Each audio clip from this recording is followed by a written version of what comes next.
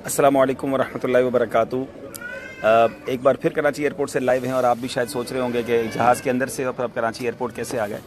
हमारा जहाज़ डिले हो गया है और 2 से ढाई घंटे के लिए डिले कर दिया गया है। दुबई एयरपोर्ट पर बहुत शदीद धुंध है दुबई शहर में, तो इस वक्त जहाज़ नहीं उड़ रहा है, वहाँ पर एयरपोर्ट क्लोज़ कर दिया गया है।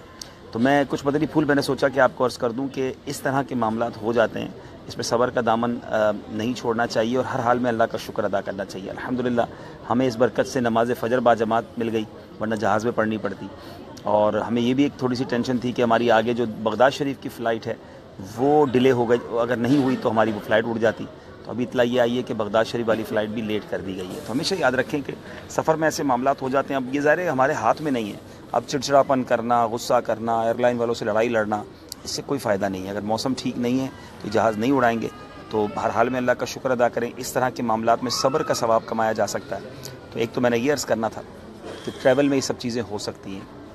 दूसरा साथ ये अर्ज़ थी कि ख़ास तौर पे जो लोग दुबई जा रहे हैं या दुबई के ज़रिए किसी मुल्क में जा रहे हैं अगले 2-3 दिनों में, तो वो टाइमिंग ज़रूर चेक कर लें, क्योंकि इन दिनों दुबई में बड़ी शदीद धुंध है, जहाज़ नहीं उतर पाते, बिलखुसूस रात में और सुबह के औकात में। दोपहर के औकात में इतना मसला नहीं है। तो अब हम कराची एयरपोर्ट में अल्हम्दुलिल्लाह वेट कर रहे हैं और उसके बाद इंशाल्लाह वक्त मुनासिब पर जब ऐलान होगा तो इंशाल्लाह आगे की तरफ चलेंगे। तो जब नसीब में होगा जब जाएंगे। जब तक हमारी सांसें कराची में लिखी हैं हम जा नहीं सकते, और जब तक बगदाद शरीफ में हमारी हाज़िरी या वक्त नहीं आया तो उस वक्त तक जा नहीं सकते। जब सब चीज़ें अल्लाह के हाथ में, तो हमें रब की रज़ा पर राज़ी रहना चाहिए। तो अल्हम्दुलिल्लाह हर चीज़ पे कहते हैं ना अल्लाह की कोई हिकमत होगी, तो हमें अपना जहन यही बनाना चाहिए। माशाल्लाह हमारे काफ़री के इस्लामी भाई सब मौजूद हैं और सब ने माशाल्लाह नमाज़ फ़जर भी अदा कर ली है। अगर अभी तक आपने नमाज़ फ़जर अदा नहीं की है तो आप भी अदा कर लीजिए। दुआ कीजिएगा कि खैर से इंशाल्लाह हाज़िरी नसीब हो।